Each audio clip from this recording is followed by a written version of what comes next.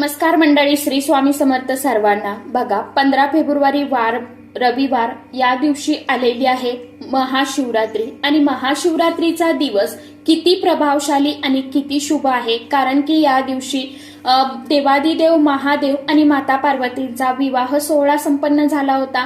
त्याचप्रमाणे या दिवशी आपण जितकी सेवा महादेवांची करू तितकं पुण्यफळ आपल्याला प्राप्त होत असतं। यानंतर आपण आपल्या घरामध्ये कोणत्या सेवा कराव्या, कोणते उपाय करावे, त्याचबरोबर आपण या दिवशी जी काही सेवा करतो, उपाय करतो, तर त्या सेवेचं शीघ्र फळ जे आहे ना, तर ते देवादिदेव महादेव आपल्याला नक्कीच प्राप्त करून देत असतात।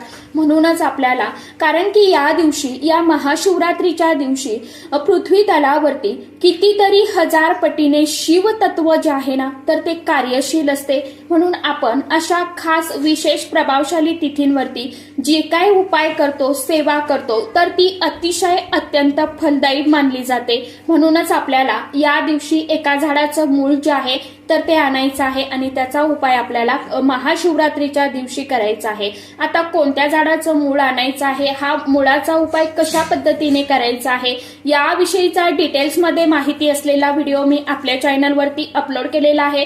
ज्यांनी कोणी बघितला नसेल त्यांनी आवर्जून बघा।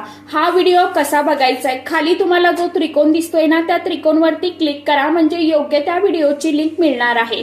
तर चला, व्हिडिओ आवडला तर व्हिडिओला एक लाईक आणि चॅनलला जाता जाता सबस्क्राईब करून जावा।